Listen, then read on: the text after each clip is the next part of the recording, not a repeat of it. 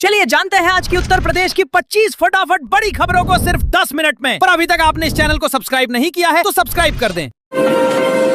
अयोध्या राम मंदिर चढ़ावा चोरी मामले में बड़ा घटनाक्रम सामने आया है। मंदिर ट्रस्ट के महासचिव चंपत राय और ट्रस्टी डॉक्टर अनिल मिश्रा ने अपने पदों से इस्तीफा दे दिया है। दोनों ने ट्रस्ट के अध्यक्ष महंत नृत्य गोपाल दास को अपना इस्तीफा सौंपा। इससे पहले चंपत राय के करीबी रमाशंकर यादव उर्फ चिन्नू समेत 8 आरोपियों को गुरुवार देर रात गिरफ्तार कर लिया गया। पुलिस आज सभी आरोपियों को कोर्ट में पेश कर 14 दिनों की रिमांड मांगेगी।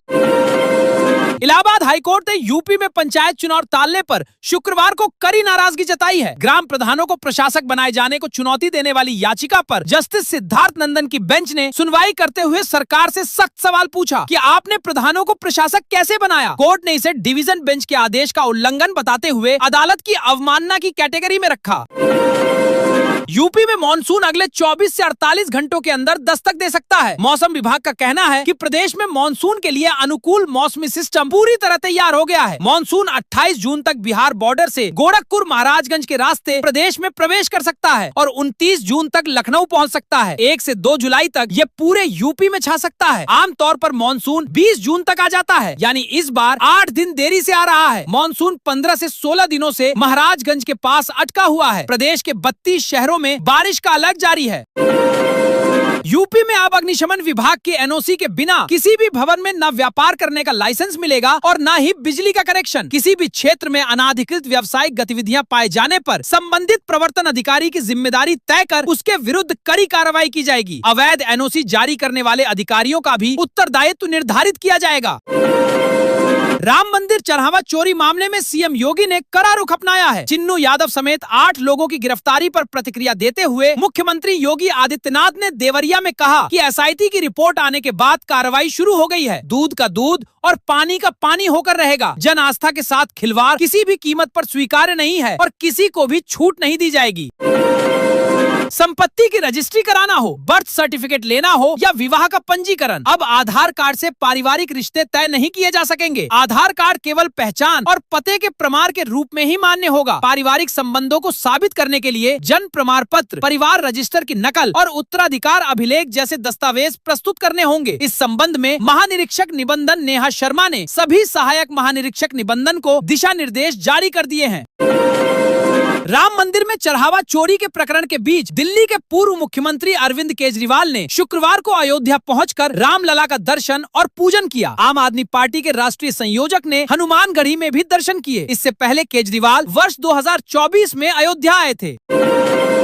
योगी सरकार ने आर्थिक रूप से कमजोर परिवारों की बेटियों को बड़ी राहत देने की तैयारी की है। मुख्यमंत्री योगी आदित्यनाथ की घोषणा के तहत यदि ऐसे परिवार की 1 से अधिक बेटियां निजी विद्यालय में पढ़ रही हैं, तो दूसरी बेटी की ट्यूशन फीस माफ की जाएगी या उसकी प्रतिपूर्ति सरकार द्वारा की जाएगी। इस योजना पर तेजी से काम शुरू हो गया है। उत्तर प्रदेश आउटसोर्स सेवा निगम के माध्यम से सरकारी विभागों में काम करने की राह देख रहे युवाओं को अगस्त के बाद ही मौका मिलेगा। पोर्टल तैयार करने के लिए Uttar Pradesh development systems corporation limited ने अगस्त तक का समय लिया है। पोर्टल तैयार होने के बाद ही निगम आउटसोर्स के माध्यम से भर्तियां शुरू करेगा। यूपी में मुहर्रम से एक दिन पहले फिरोजाबाद में एएसपी ग्रामीण अनुज चौधरी ताजिए की ऊंचाई मापते नजर आए। एक ताजियादार ने ताजिए की ऊंचाई 7 फीट बताई, लेकिन टेप से माप करने पर वो करीब 10 फीट निकली। एएसपी ने स्पष्ट किया कि जमीन से ताजिए की कुल ऊंचाई 10 फीट से अधिक नहीं होनी चाहिए, ताकि जुलूस मार्ग पर बिजली के तारों में ताजिया न फंसे और कोई हादसा न हो। इससे अधिक ऊंचाई रखने पर सख्त कार्रवाई की चेतावनी दी गई है। उत्तर प्रदेश वक्फ न्यायाधिकरण ने लखनऊ के ऐतिहासिक इमामबाड़ा आगा बाकर के प्रबंधन विवाद में शिया सेंट्रल वक्फ बोर्ड के मुख्य कार्यपालक अधिकारी जीशान रिजवी और अफसर मिर्जा को न्यायाधिकरण के अंतरिम आदेश की अवहेलना का दोषी ठहराते हुए 1 माह के सिविल कारावास की सजा सुनाई है।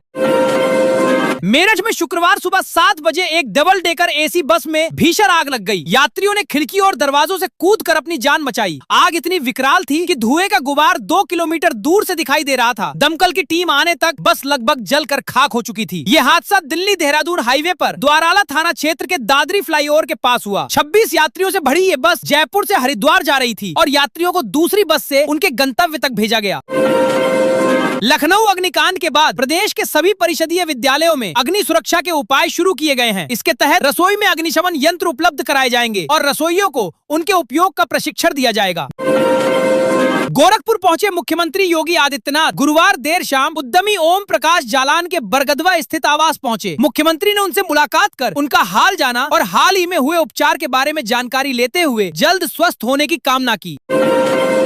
जालौन के एसपी विनय कुमार सिंह ने गुरुवार को उरई कोतवाली में तैनात सिपाही अरविंद पटेल को निलंबित कर दिया। बुधवार रात एक महिला सिपाही द्वारा की गई अभद्र हरकत के कारण ये कार्रवाई की गई है। दोनों एक ही थाने में कार्यरत हैं।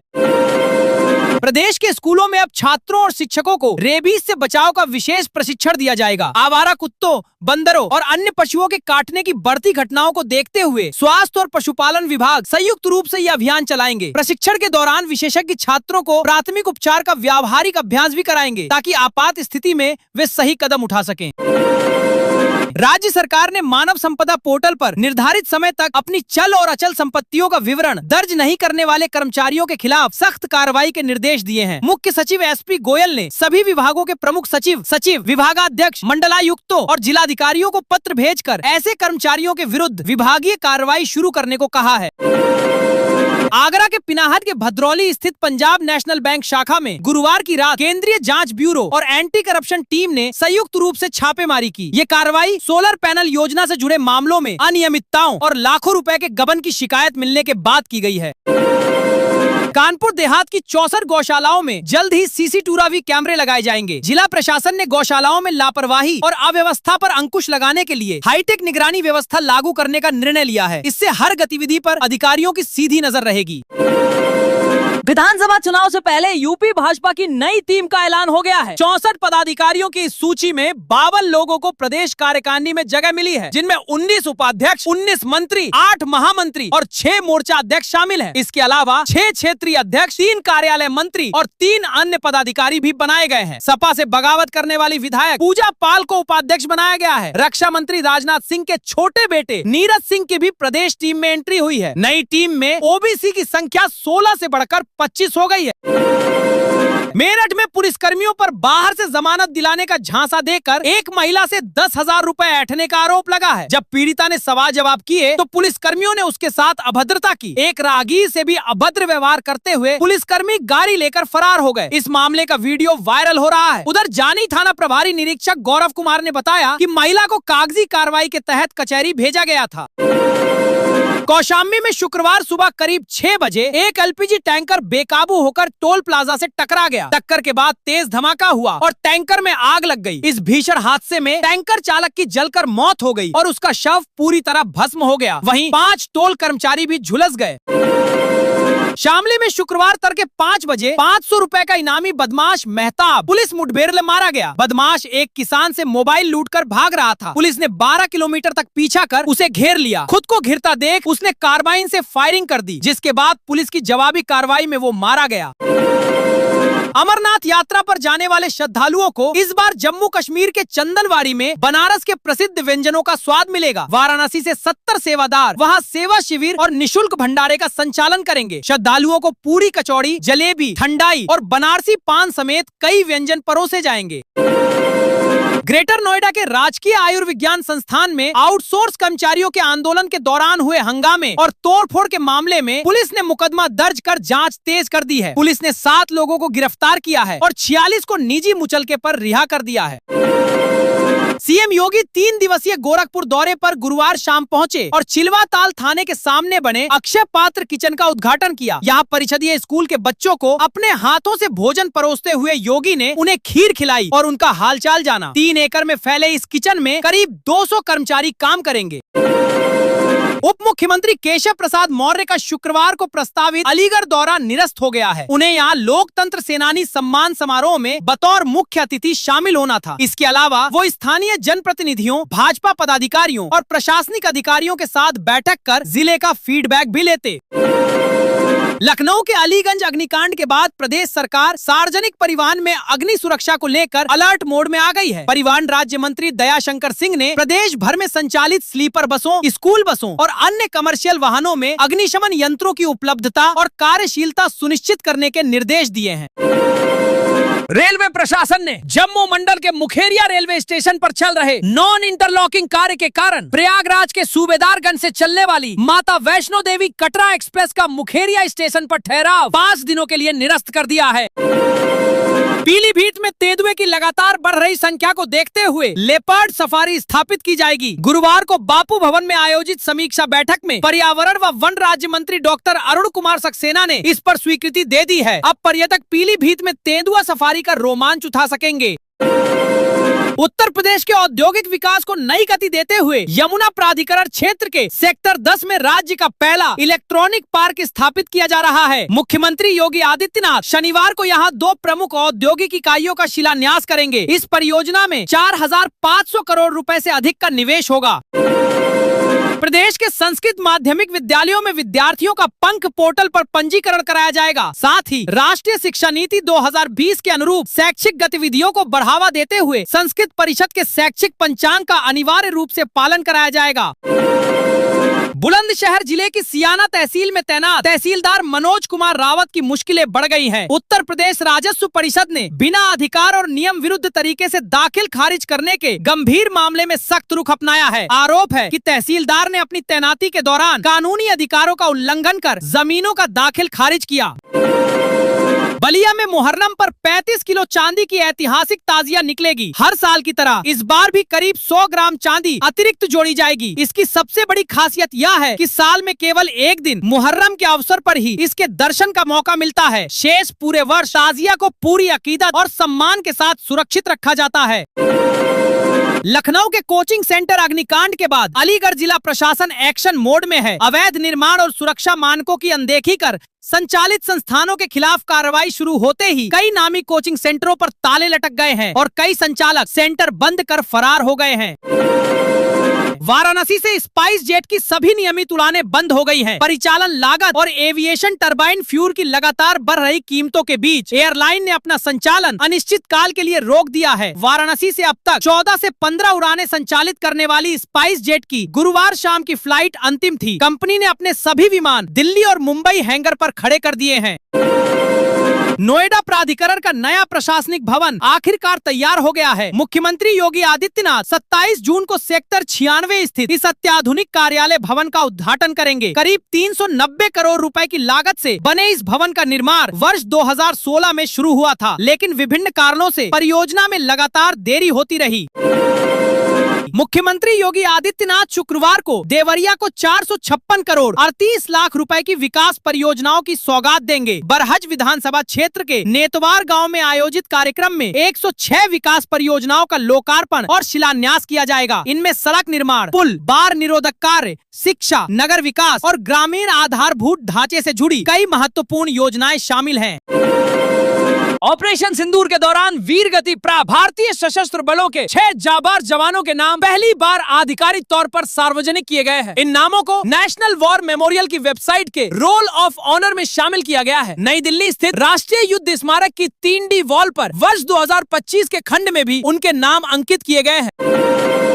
सपा नेता आजम खान के मौलाना मोहम्मद अली जौहर ट्रस्ट पर आयकर विभाग ने कई गंभीर आरोप लगाए हैं। आयकर विभाग ने ट्रस्ट को दान देने वाली 11 संस्थाओं के कहीं अस्तित्व में न होने का खुलासा किया है। निर्धारण वर्ष 2020-21 से 2023-24 के लिए ट्रस्ट का पंजीकरण रद्द कर दिया गया है, जिसका अर्थ है कि अब इसे आयकर छूट का लाभ नहीं मिलेगा।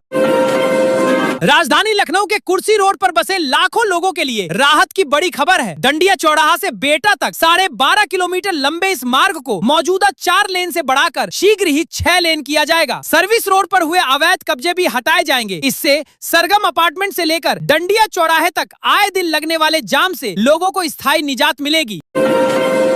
उन्नाव से हैरान कर देने वाला मामला सामने आया है। एक मजदूर परिवार की BA छात्रा को आयकर विभाग से 20 करोड़ 98 लाख रुपए की कथित अघोषित आय का समन मिल गया। जांच में सामने आया कि उसके आधार और पैन कार्ड का दुरुपयोग कर दिल्ली में एक फर्जी फर्म संचालित की गई थी। अब छात्रा ने आयकर विभाग को जवाब देने के साथ पुलिस से भी कार्रवाई की मांग की है।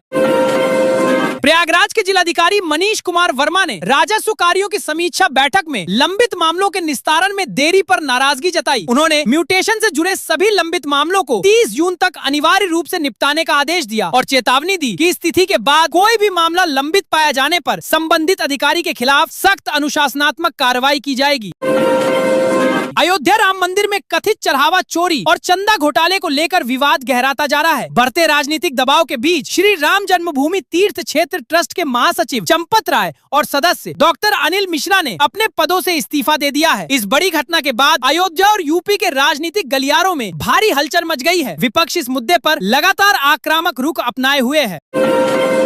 उत्तर प्रदेश में ग्राम प्रधानों की जगह सरकारी प्रशासक नियुक्त करने के राज्य सरकार के फैसले पर इलाहाबाद हाईकोर्ट ने तत्काल प्रभाव से रोक लगा दी है। हाईकोर्ट ने सरकार के इस कदम को पूरी तरह असंवैधानिक बताया। फैसले के तुरंत बाद समाजवादी पार्टी के राष्ट्रीय अध्यक्ष अखिलेश यादव ने भाजपा सरकार पर तीखा हमला बोला और इसे लोकतंत्र तथा स्थानीय स्वशासन के साथ बड़ा खिलवाड़ करार दिया।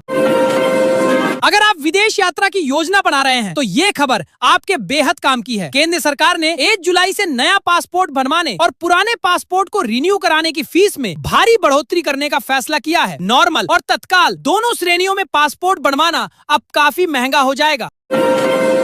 मुख्यमंत्री योगी आदित्यनाथ ने देवरिया में आयोजित जनसभा को संबोधित करते हुए विपक्षी दलों को कड़े शब्दों में चेतावनी दी। राम मंदिर चढ़ावा चोरी के मामले पर प्रतिक्रिया देते हुए उन्होंने कहा कि आस्था और श्रद्धा के साथ खिलवाड़ करने वाले किसी भी दोषी को बख्शा नहीं जाएगा। उन्होंने विपक्ष से कहा कि